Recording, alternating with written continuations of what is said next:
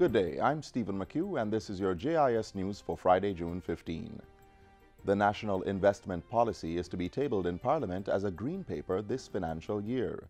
A series of consultations will also be conducted to gain the public's input in the final crafting of the policy. This announcement was made by Industry and Commerce Minister Audley Shaw at this Tuesday's opening of the Jamaica Investment Forum in Montego Bay.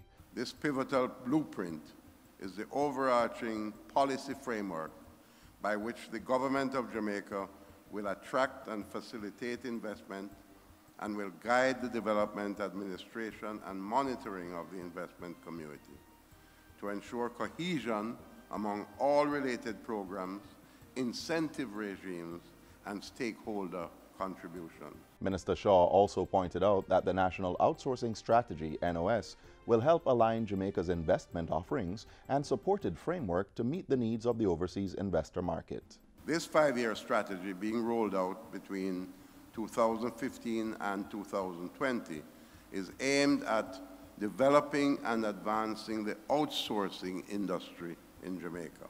Cabinet is to receive the contract for an infrastructure improvement project in Denham Town and surrounding communities by next month. Prime Minister Andrew Holness made the announcement in Parliament this week. We are expecting that the contract for those civil works to do the infrastructure improvement will be with the Cabinet by July 2018. And we expect to execute those works over a 9-month period thereafter the approval of Cabinet. The infrastructure improvement project will include water, sewerage, and road improvement works. It is part of social intervention activities under the Zone of Special Operations, which was just extended in Denham Town for a further 6 months. It incorporates what the Prime Minister calls a Safe Passages program to improve environmental and infrastructural impediments along the routes trafficked by students. The effect of this, Mr. Speaker, why we are investing in this as a strategy, is that, and why it is called the Safe Passage, is that we are facilitating the movement of over 1,000 students within that area. You have St. Albans, you have Denham Town Primary, and Denham Town High School.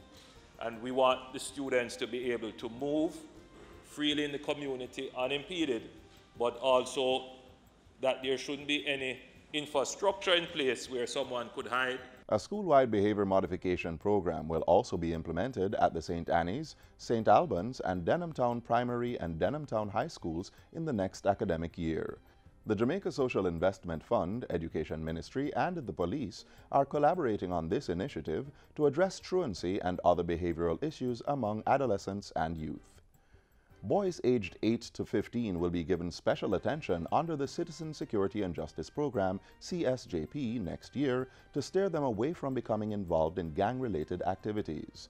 National Security Minister Dr. Horace Chang made the announcement as he contributed to the sectoral debate in Parliament this week.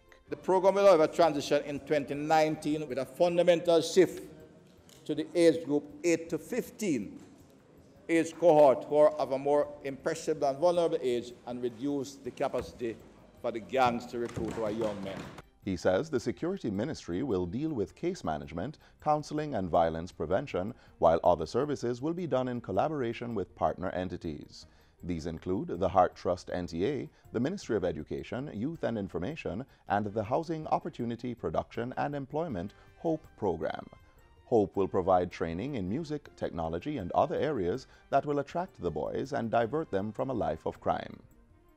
The Petroleum Corporation of Jamaica, PCJ, and the University of Technology, UTech, have launched an internship program to provide pre-university experience for hundreds of young people.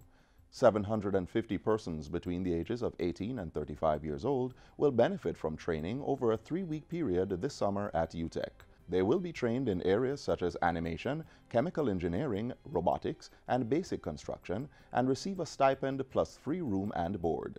Energy Minister Dr. Andrew Wheatley has lauded the entities for the partnership. We fully endorse and welcome this internship program, which will introduce the interns to potential future work environments and help in deciding future career choices. It also helps the interns to acquire important supplementary skills during the stated period while opening the doors to potential future employers. Successful participants will receive certificates of completion and recommendations for placement at UTEC for further academic training. And finally, a statue to be erected in honor of Jamaica's leading female sprinter, Shelly-Ann Fraser-Price, is now in the island. Sport Minister Olivia Grange says the statue will be unveiled at the end of this year's track and field season and will be erected close to that of Usain Bolt in Statue Park, located at the entrance of the National Stadium. Minister Grange says the female sprinter has seen and expressed pleasure with the maquette, which will be unveiled by the end of June. The Sport Minister says approval has also been received from Cabinet for the installation of a new running track at Stadium East at the end of the season. She was speaking at the recent launch of the 2018 National Junior and Senior Championships, scheduled for the National Stadium from June 21 to 24. And that's it for JIS News Today. I'm Stephen McHugh. Thanks for watching.